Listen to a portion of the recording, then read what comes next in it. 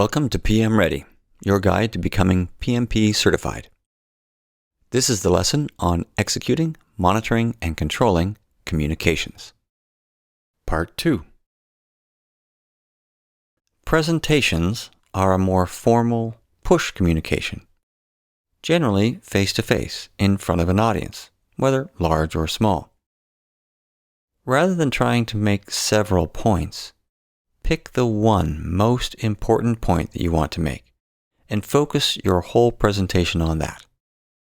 Everything should support that point. If you try to make too many points, they'll just get lost and forgotten more easily than if you choose just one. Pick and design your visual aids carefully to ensure that they clearly support this one message without being distracting. As you present, watch your body language. Don't just stand behind a podium. Get out from behind it, or get rid of it altogether, and walk around a bit as you talk. You don't want to pace around too much, but you don't want to just stand there either. And use open postures and body language rather than closed ones. You may need to adjust some of these suggestions based on the culture you're in. Speaking of which, you need to be aware of and use both direct and indirect communication, especially in cultures that rely more on indirect communication. I once attended a presentation in a country that uses indirect communication heavily. The presenter was a government official. He came onto the stage without making eye contact, went to the podium, put on his glasses, and read an official statement that was highly political and demanding. He then paused, put down the paper, took off his glasses, made eye contact with the audience, smiled, and genuinely thanked us for being there, and expressed great regard for our relationship and his hopes that we would be able to strengthen our ties in the future. The rest of the presentation, including questions and answers, was warm and welcoming. Even those of us with little or no experience with cultures based on more indirect communication could tell that he was sending a clear, if indirect, message about how he really felt. Facilitation skills are invaluable in project management. You can have such diversity of interests among your project stakeholders that it can be difficult to get the support you need to be successful without facilitation skills to help you build consensus among stakeholders. In this context, consensus doesn't mean that everyone agrees, but that they support project decisions and actions. This will require understanding the needs and interests of stakeholders and how the project may affect them. You'll need to put yourself in their shoes. You'll need to find ways to overcome obstacles to their support, which can include accommodations and trade-offs, or even trades, in order to come up with win-win solutions. Facilitation skills are also needed to maintain focus, interest, and enthusiasm during meetings, workshops, and throughout the life cycle of the project. Active listening is an important communication skill, not only for understanding, but also to be understood, because people are much more likely to listen to what you have to say after they know that you've listened to what they have to say. Active listening is more than just listening carefully, but actively participating in the conversation. It starts with paying attention, which is more than simply listening, but demonstrating to the other person that you're listening by doing things like stopping what you're doing, facing the person, making eye contact, nodding, as well as other body language, such as sitting up straight rather than slouching, standing with good posture rather than being hunched or leaning. Even folding your arms can be a signal that you're not open to what the other person is saying. The bottom line is that you need to examine what you're doing when someone is speaking, and ask yourself whether it's quite clear that you are paying attention and that you're receptive to what the other person is saying. Some of the details may vary from one culture to another, but you should be aware of these differences. Active listening includes acknowledging what the other person is saying. It doesn't mean you have to agree, but you need to let them know you've heard them and understand. You can confirm your understanding by repeating what they've said in your own words, summarizing it, or asking confirming questions. You should also ask for clarification as needed to fill in the gaps of your understanding. Try to imagine what it's like to be in their position, in their circumstances. You should give them the benefit of the doubt. It may help you to be more understanding if you ask yourself if you've ever felt the way they do, or if you could imagine any circumstances that could cause you to have a similar perspective. This may help you to identify and remove barriers to your understanding them. The primary output of managed communications are the project communications themselves.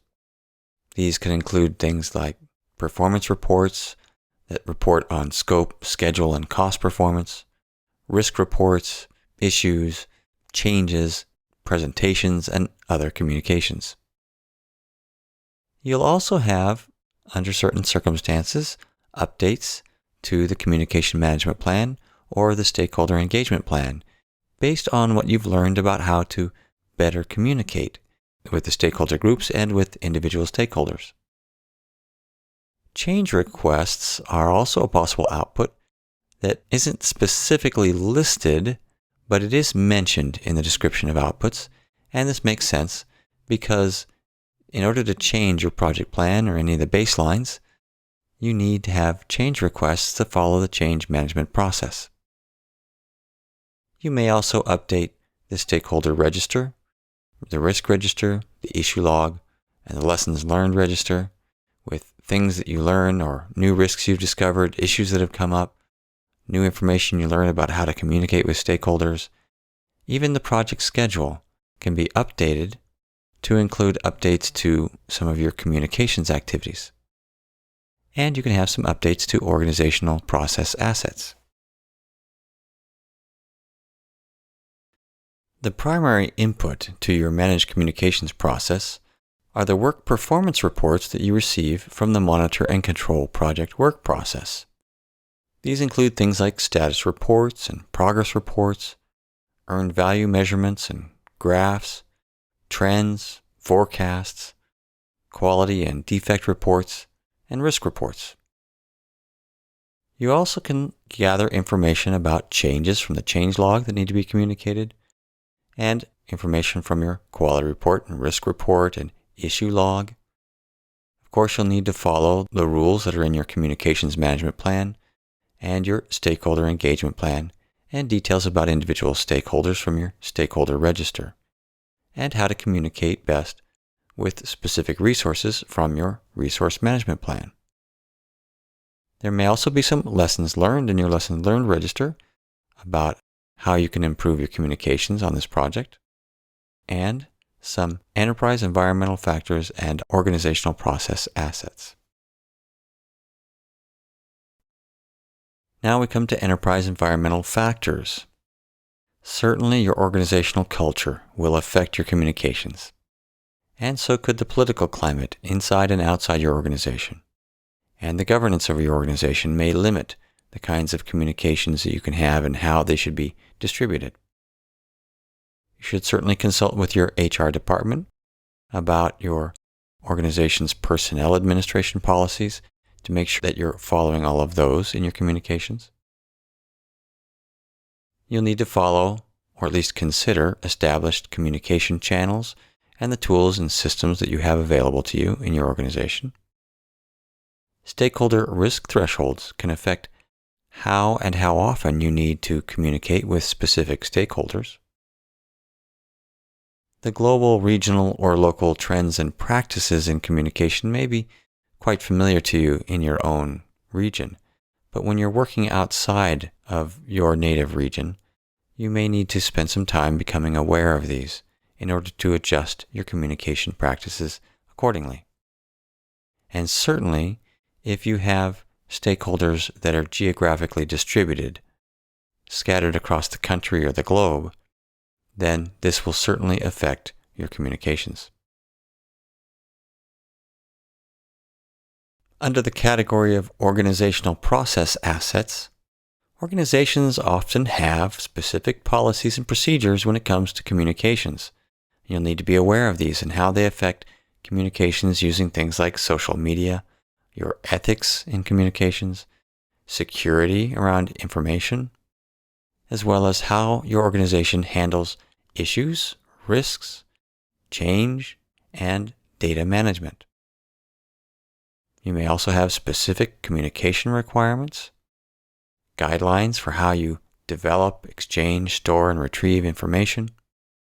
And of course, there's always your lessons learned repository that contains historical information from previous projects.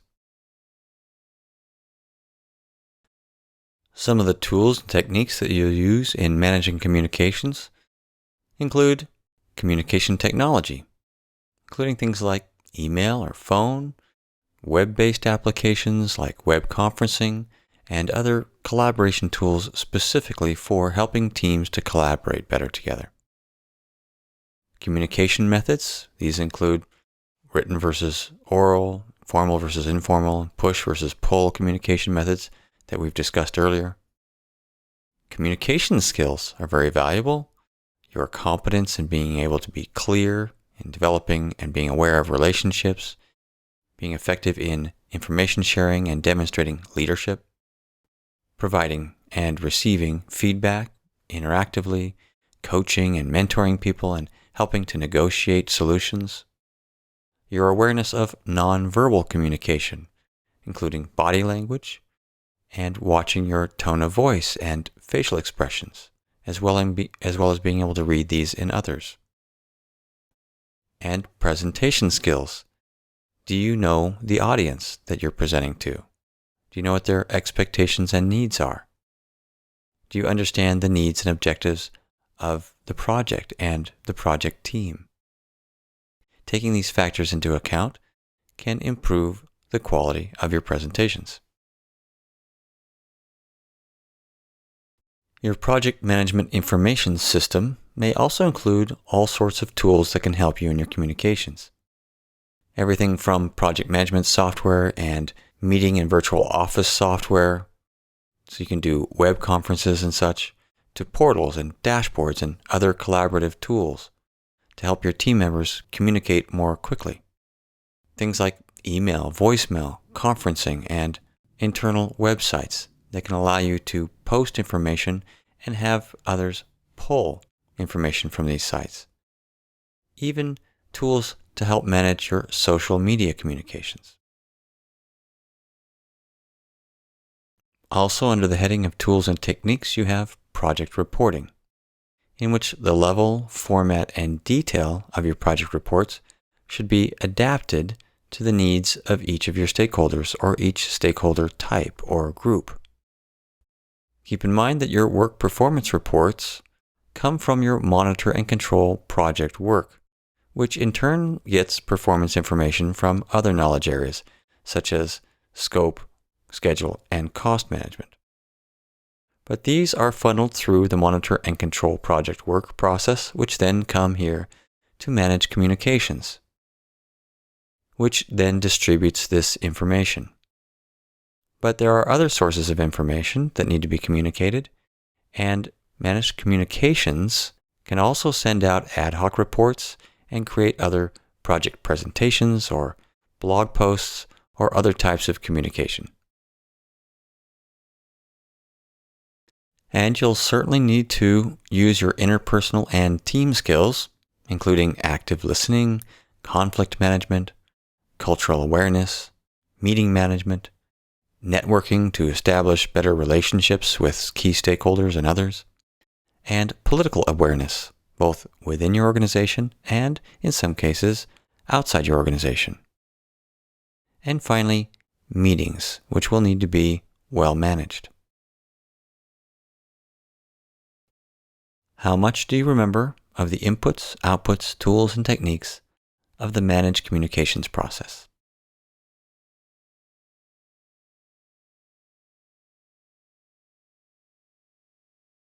The primary output is your project communications themselves. However, there may also be a need to change different parts of your project management plan or project documents, as well as organizational process assets. Although not specifically listed here, it is mentioned in the PMBOK guide that such changes to your project management plan or baselines need to go through your change management process. So change requests would be another output. Your main input is your work performance reports, which come from your monitor and control project work process. But you can also gather information from a number of other places, and you'll need to follow the rules and guidelines from other management plans in order to have effective communications. Your tools and techniques include technologies, methods, and skills, tools and systems in your project management information system, project reporting and adapting that to the needs of your audience, and interpersonal and team skills, not to mention meetings. The monitor communications process is about ensuring the information needs of the project and its stakeholders to make sure that they're being met.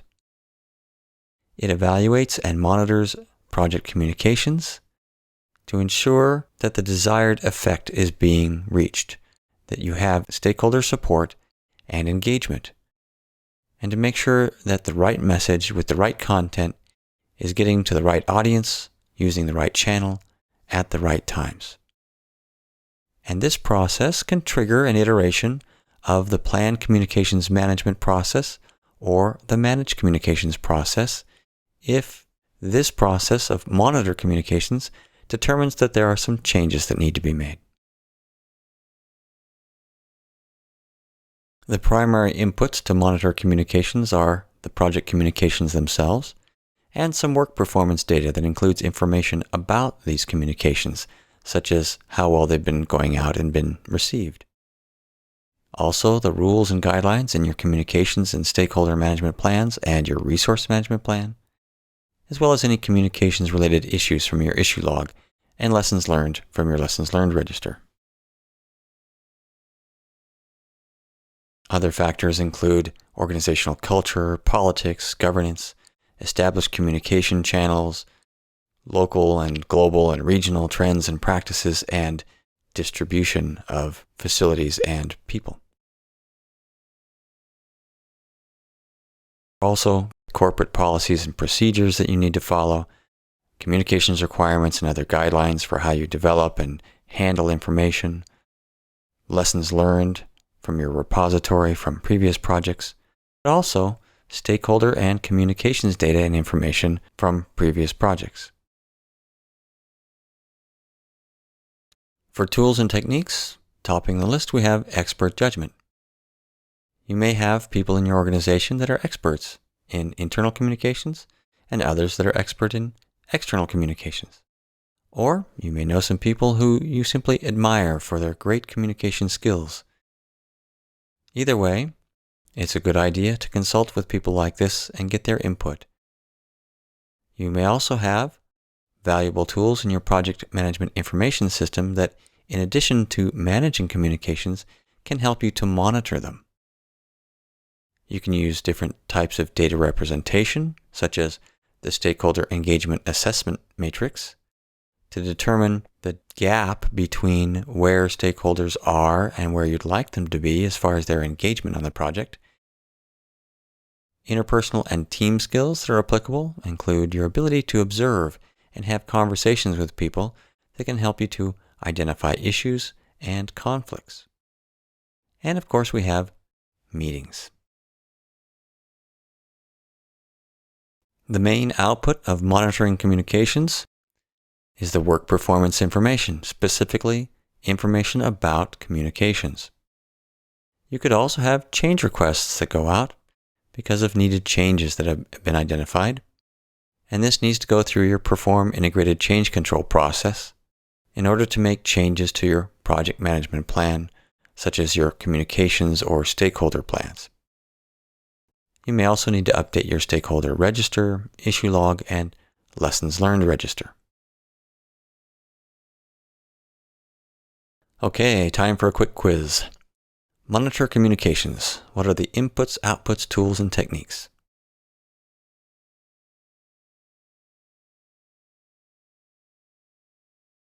The main output is work performance information, specifically regarding communications, but can also include change requests in order to make changes to your project management plan and other project documents. Your primary inputs are your project communications and work performance data about those communications, as well as other information you can get from other project documents, the rules that you need to follow from other components of your project management plan. Tools and techniques include expert judgment, monitoring tools in your project management information system, data representations such as your stakeholder engagement assessment matrix, your interpersonal and team skills in being able to identify needs and issues and conflicts, and meetings. This lesson has included the manage communications and monitor communications processes and details about different communication models, media, style, meeting management, presentations, facilitation, and active listening. For more information, you can consult these pages of the PMBOK guide.